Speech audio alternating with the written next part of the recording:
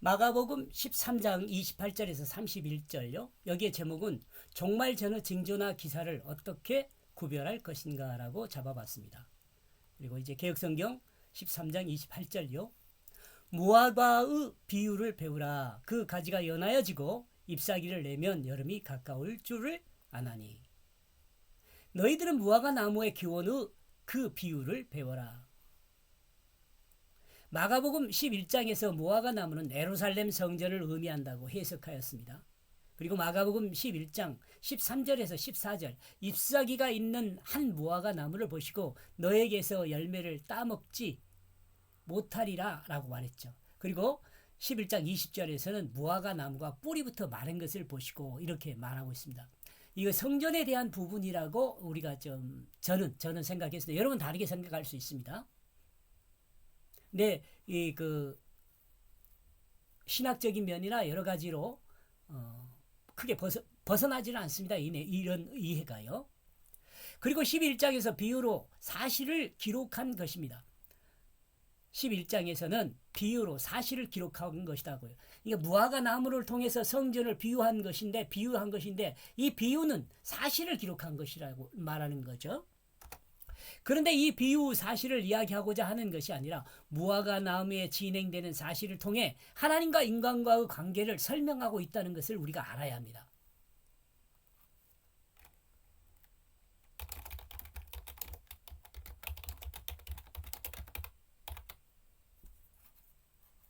하나님과 인간과의 사회의 역할을 담당할 수 있도록 성전이 존재했지만 그 성전을 통해서 인간이 하나님과의 관계를 회복하지 못하고 있었음을 지적하고 있습니다. 이 말 중요합니다. 즉 무화과 나무가 잎이 있지만 열매가 없다는 거죠. 이해하죠? 천천히 한번 더 읽어볼게요. 천천히요. 하나님과 인간과의 사이의 역할을 감당할 수 있도록 뭐가 준비됐다고요? 성전이 준비되었습니다. 그러나 그 성전을 통해서 인간이 하나님과의 관계를 회복하지 못하고 있었음을 지적합니다. 즉 무화과 나무가 잎이 있지만 열매를 없는 것과 같다라는 말로 이것을 표현한 거단 말이죠. 그러므로 주님은 이 무화과 나무를 책망하셨고 그 결과 무화과 나무 존재 가치는 상실되어 그 존재가 사라지게 됩니다. 그렇죠?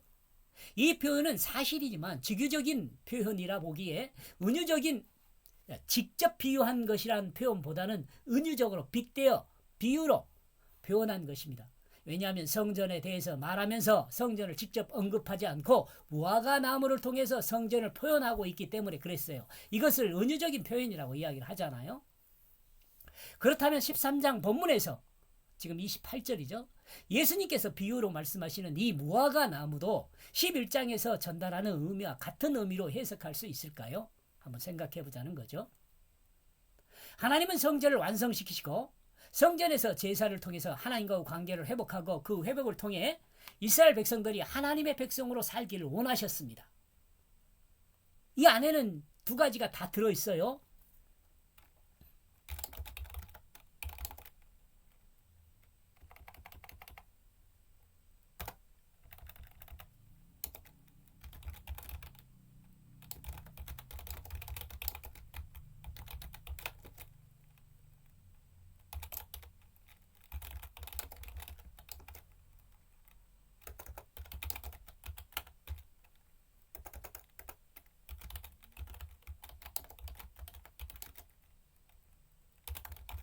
이것도 중요합니다, 여러분. 구약에서는 성전 제사잖아요. 그리고 율법이잖아요. 그 신약에서는 십자가와 뭐예요? 새 생명, 부활이죠, 부활.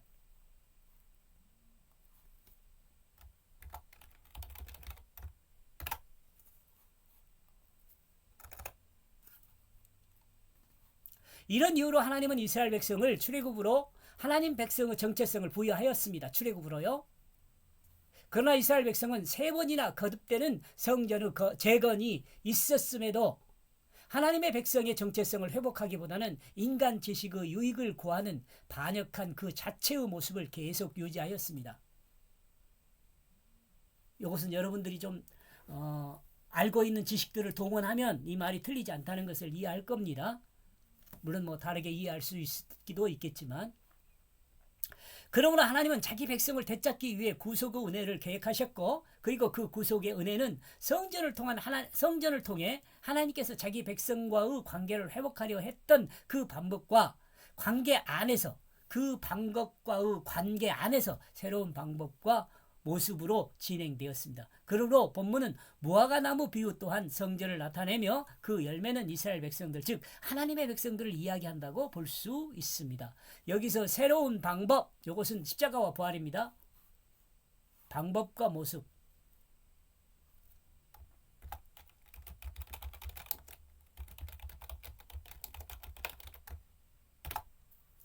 이 십자가와 부활과 그 다음에 성전 제사와 율법을 여러분 같이 생각하는 것이 이해하기 좋습니다. 언제든지 바로 그때 그 자신의 그 가지가 연하게 되게 되면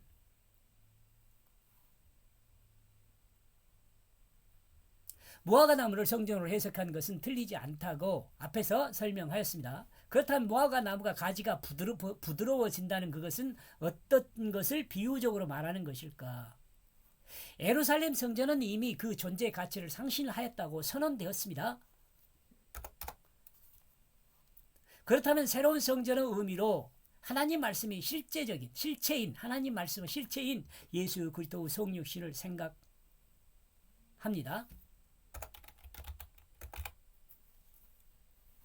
즉 구약의 성전이 하나님과 하나님 백성의 관계를 회복하는 매체였다면, 이제 하나님과 하나님 백성이 하나님과 관계를 회복하는 그 매체는 예수 그리스도가 됩니다.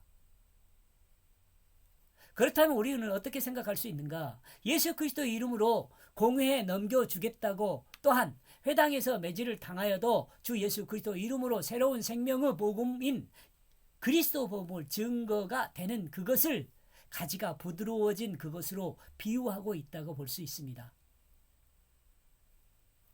왜냐하면 이 복음의 증거가 곧 새로운 열매를 탄생시켜 또한 새로운 가지를 만들고 또한 열매가 열릴 것이기 때문입니다. 이런 내용은 여러분이 잘 접해보지 못했을 내용이라고 저는 이해합니다. 제가 책들을 통해서 이런 내용을 보지는 못했어요. 그러므로 가지가 부드러워진다는 것은 복음이 증거되는 그것을 의미한다고 볼 수 있습니다. 즉 제자들을 통해서 예수 그리스도 복음이 증거되는 그것이 곧 가지가 부드러워지는 것을 표현한다고 볼 수 있습니다. 그렇다면 아래서 말하고 있는 잎사귀를 싹트게 하는 것은 어떤 것을 말하며 또한 어떤 관계가 있는가? 그리고 너희는 그것이 잎사귀를 싹트게 하면 알고 있다. 제자들을 통해서 복음이 증거되는 그것을 우리는 가지가 부드러워지는 그것을 비유로 말씀하고 있다고 해석했습니다. 그렇다면 잎사귀가 싹트게 한다는 것은 어떤 것일까요? 만약 이와 같은 해석이 바른 해석이라면 잎사귀가 싹트는 그것은 복음에 대한 반응으로 볼 수 있습니다.